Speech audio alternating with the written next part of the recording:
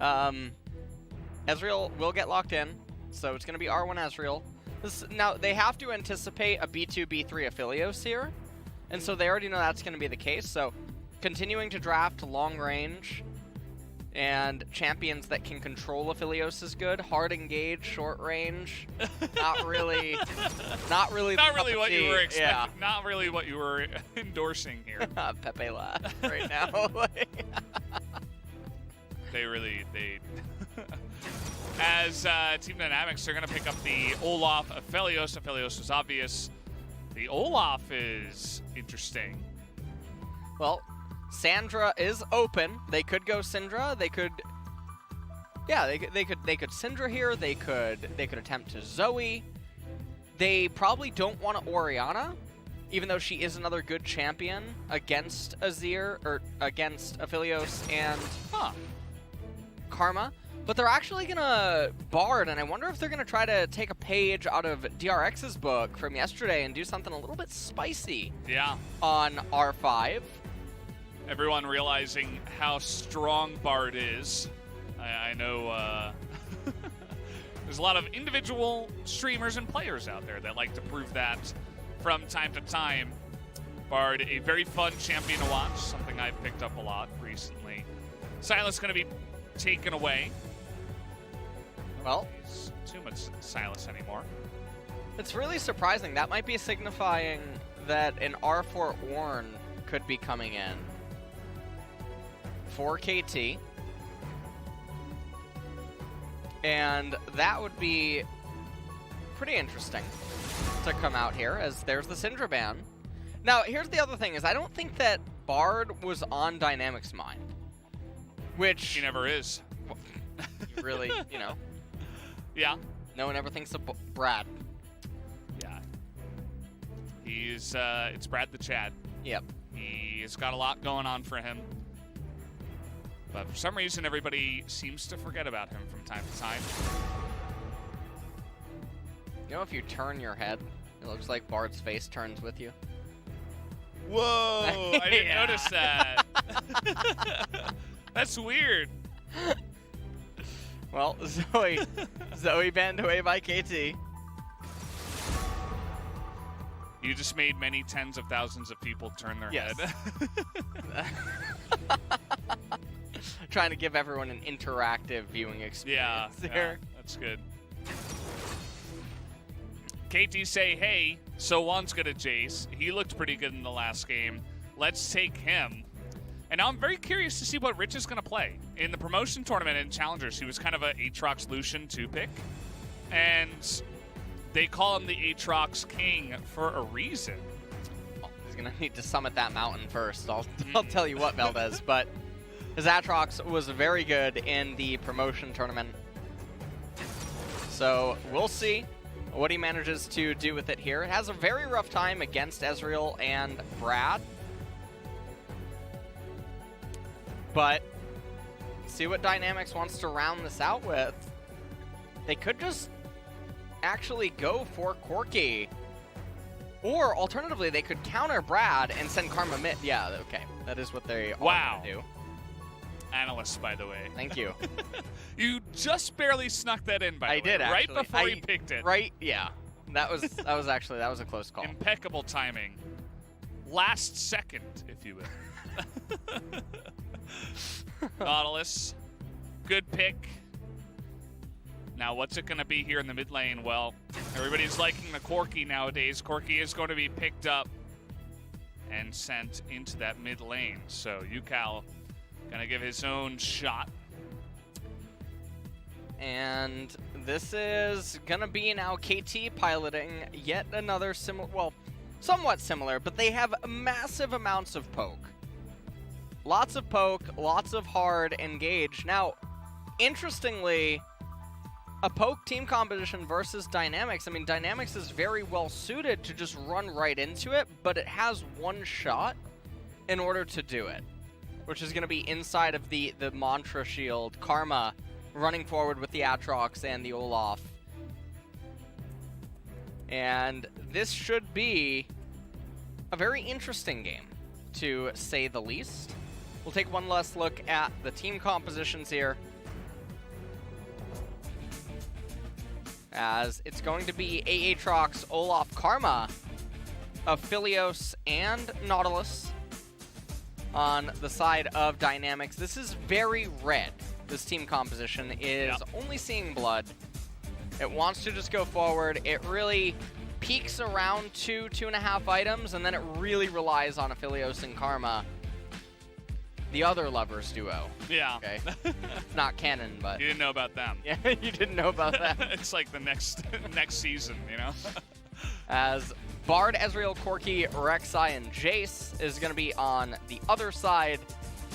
If they go the distance, the amount of poke that they put out before a fight is even allowed to conduct itself is just insane. Yeah, it's just like the last Team Dynamics comp, except instead of Yasuo, they have Ezreal. So, and even Rek'Sai can throw out a little bit, at least more than the Trundle of what Dynamics had last time. So you're absolutely right. And it seems like the name of the game nowadays is for the blue team to run at the enemy blue buff. You know, honestly, I think that KT has a much better draft. I just don't trust them to play it out. Yeah. Especially with their unwillingness to play a slow and controlled fight by the previous game #1, and the fact that there's the Olaf component, I mean, threatening soul point early. I'm going to predict Dynamics to win this one. Okay. All right. Yeah. Even though I think KT's draft is...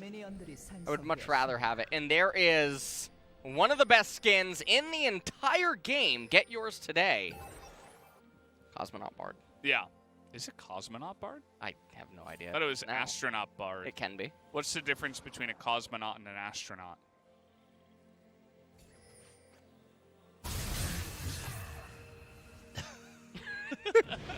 All right, well educated over here on the desk. Thank you, LS.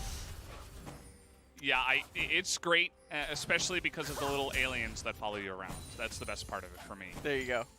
Everything else about it, it's cool. I like the big megaphone thing he's holding. But for me, it's really the little aliens that follow you. That's the best part, for sure.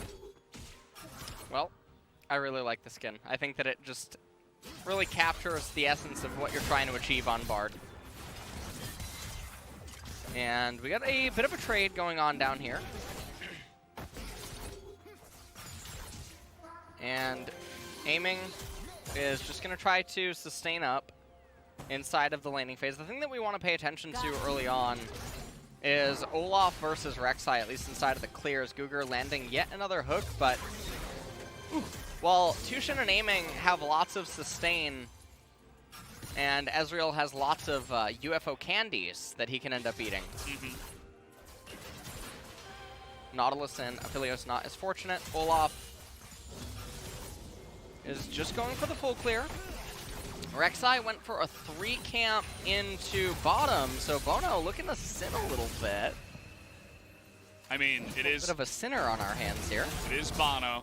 Now, here's the funny thing is deokdam and GuGer could just cheater recall. And this whole thing would just be foiled.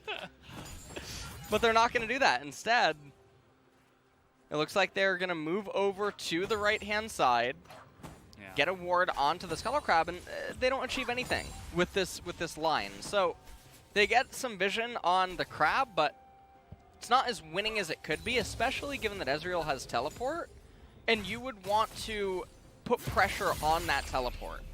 So we'll see what happens. Olaf's going to come over, get the right side Scuttle Crab. Rek'Sai going to get the one on the left-hand side, and now aiming and TusiN, I mean, they're in a really good spot in the lane. And this entire situation just could have been avoided with a simple lane manipulation tactic.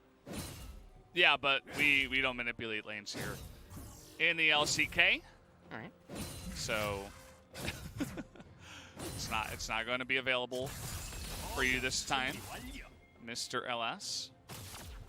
Karma's doing a really good job in the mid lane.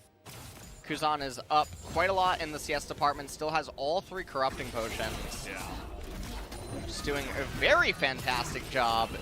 And that's a lot of damage put out by Aphelios. And not a whole lot is really going on here. Aiming. Just gonna eat some more candy. Yeah, the UFO candy. I'm not sure how that tastes compared to the other candy.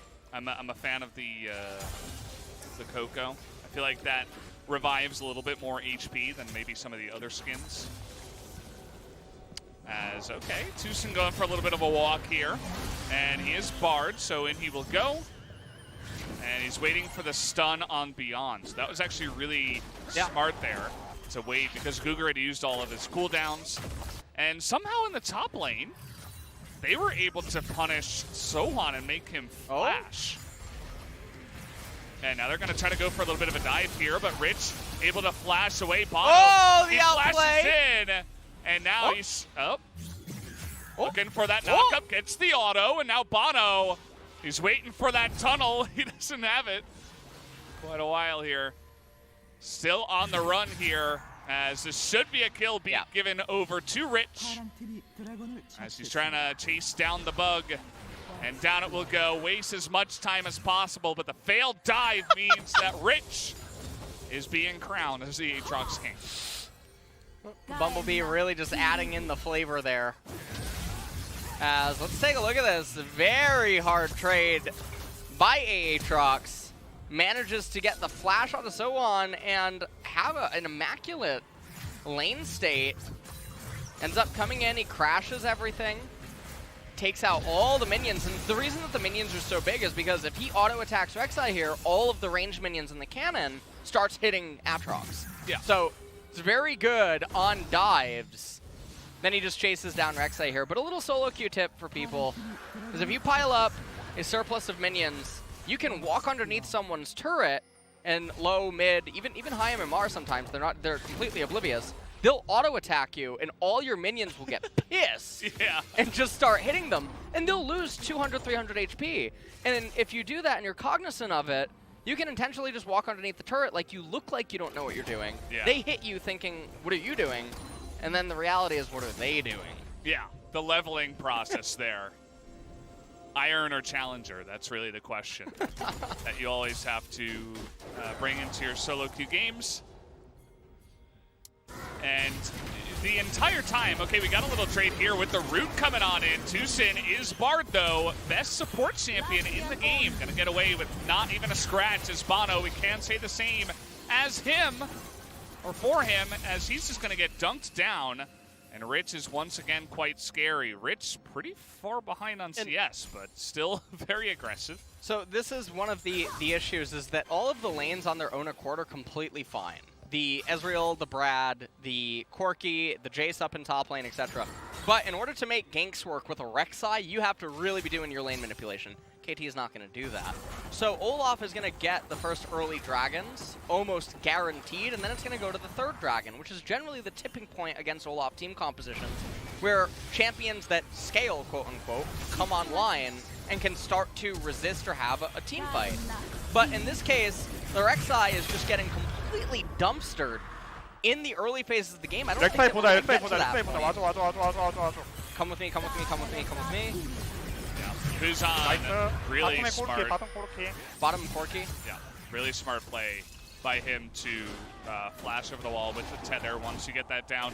Kuzan, actually, the last time we saw him in the LCK, he was, I believe, on Hanwha Life, and he did not look great on the Karma. I think he got 0-4'd really early on in the mid lane. Kuzan is a different player now. You have to respect his ability, as he did just show there. And once again, earlier on the Corki. That was a really early Rift Herald take, by the way, by Beyond to... He says, okay, you can gank, you can dive. I have 70 CS, I have all the objectives. He's 2 levels up right now over the Rek'Sai. I mean, Aatrox is about to get ahead of Jayce, and when this ends up happening, it's just a nightmare. And also, with all the auto-attack reliant champions for KT, I mean, Ninja Tab Eyes are just so good. So Olaf's probably going to get them. Aatrox already has them. Nautilus can afford it, probably as his boots of choice as well.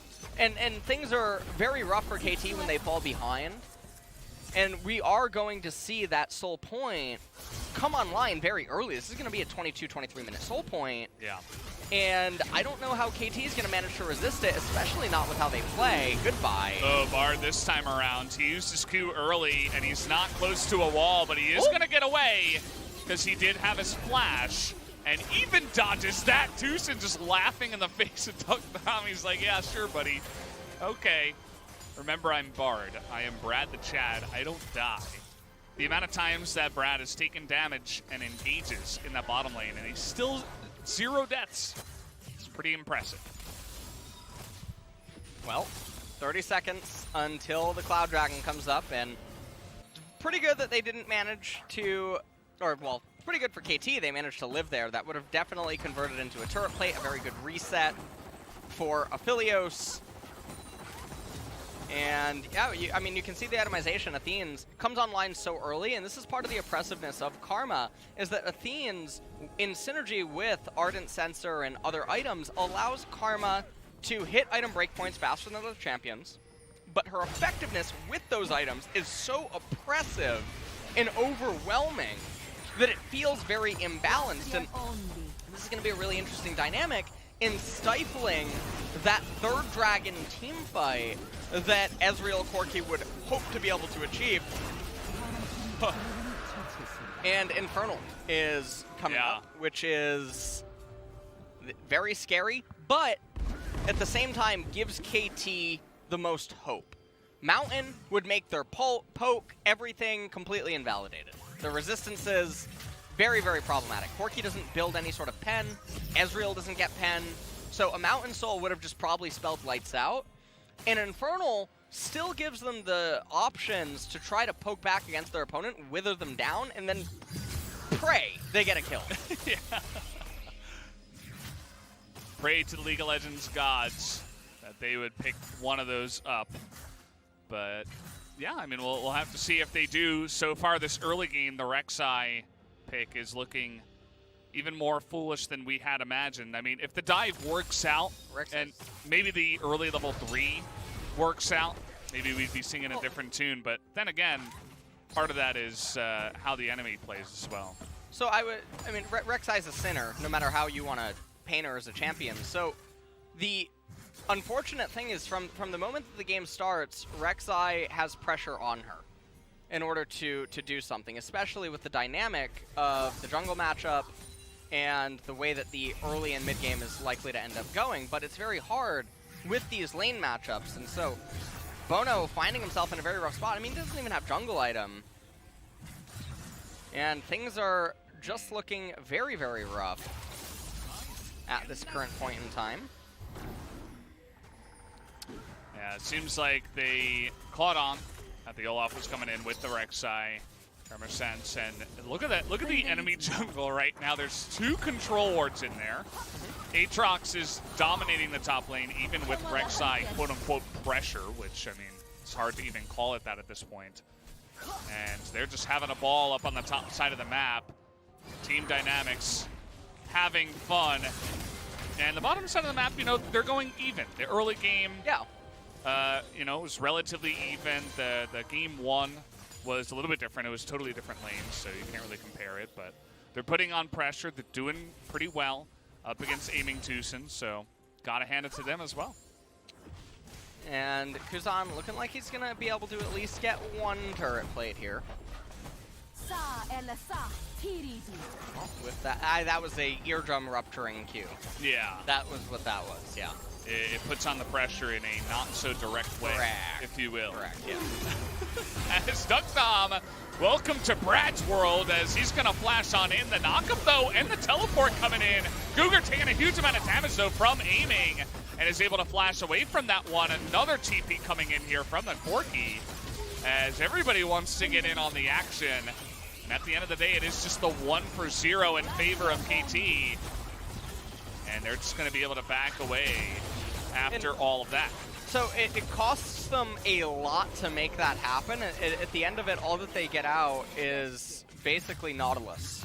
And it's not even like it's going to come for free. They're going to be slow getting back to the lanes, which means that they're losing XP and minions, gold as well. So you have to factor this in, or you have to deduct it from the gain that they just got.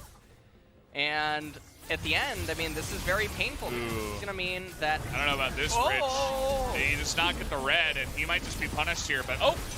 Karma trying to get in there and help out, but he just got baited hardcore by Rich, as now they're chasing down GuGer here. Still going one direction is Rich. He really does not want to back down in the face of multiple enemies. But at least the Rek'Sai did die. Rich was a HOTS player, not a singer. Aldous. Oh, yeah, sorry. Wrong One Direction. Yeah. Got confused there for a little bit. Yeah, not a big deal. Yeah, not a big deal. He's gone Death Stance first. And, you know, he's going to be a menace in these team fights, as he's already 2-0-1. So he's feeling the winning feels. Yeah. I mean, the third dragon's up in 30 seconds, and KT should not be in a position to get it. Now, let's take a look at this. Brad uses his ultimate, locks up Aphelios, but bonO not able to get anything. bonO even ends up having to flash away. Teleport comes in from Jayce, teleport already channeled by Rich, and then for some reason Corki says, you know what, I want to have fun too. So he teleports down as well. Rich being a little bit overzealous here, trying to get the red, completely uncontested. Actually ends up going over to SoHwan. Kuzan comes in with the shield and the tether.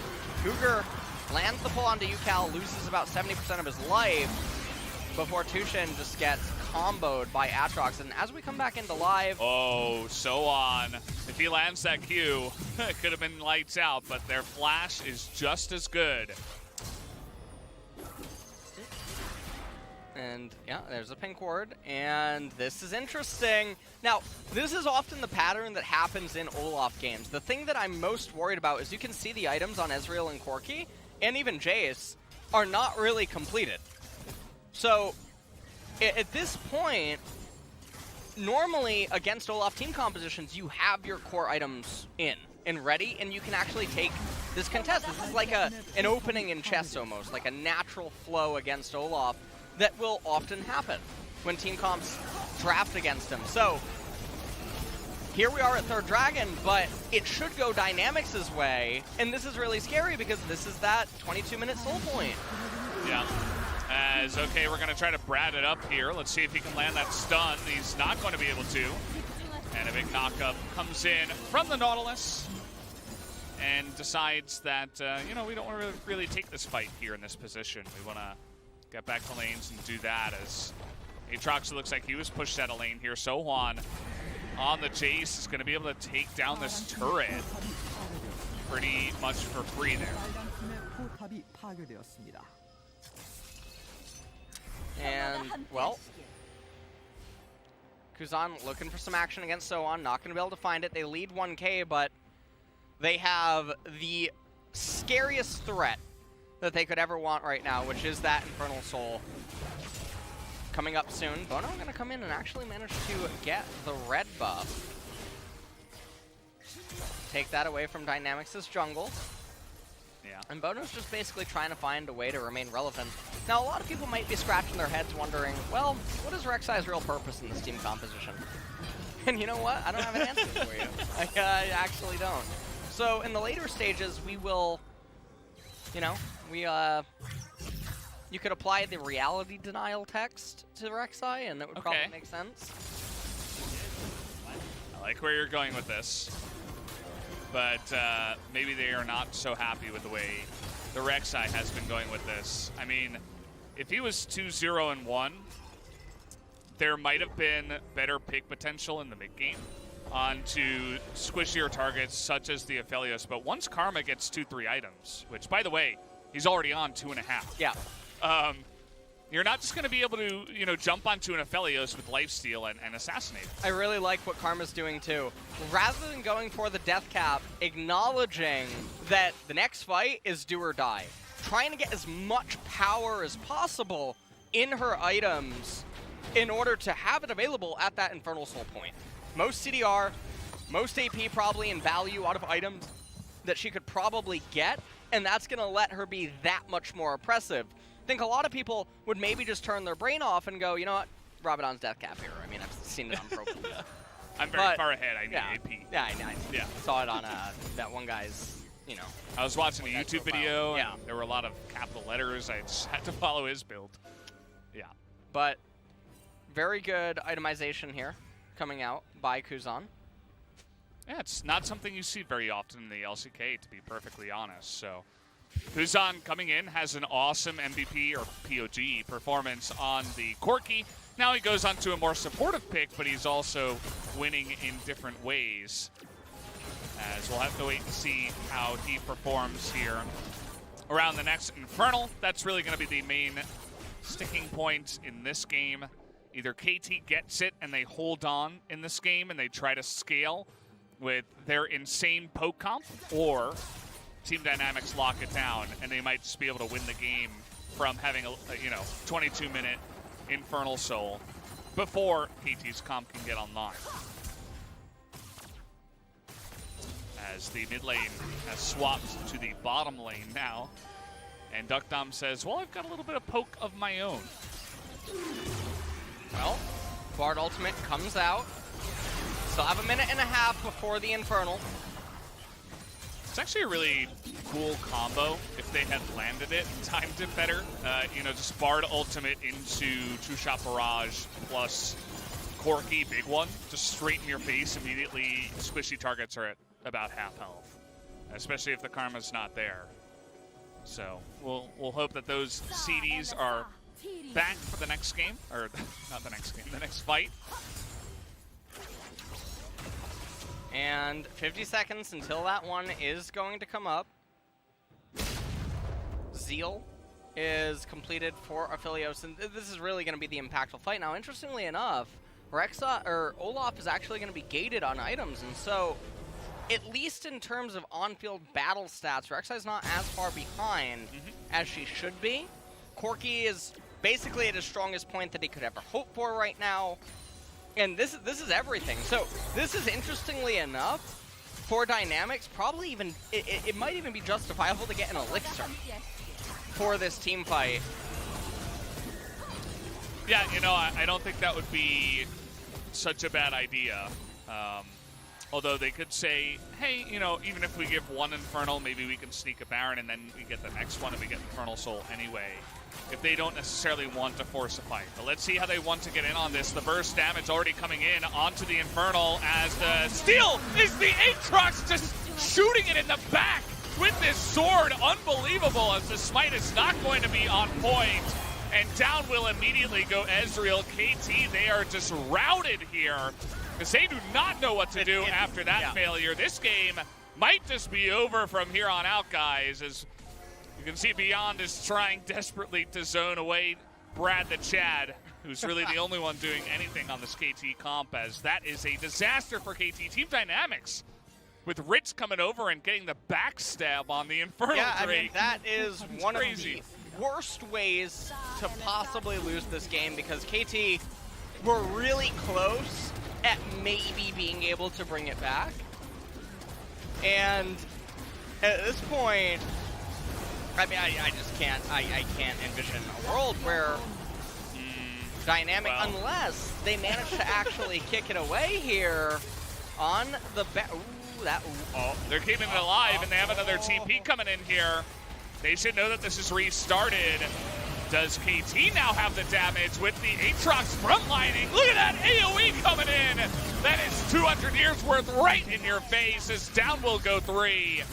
And aiming is going to be the Quadra here. Can we see another Aphelios Penta?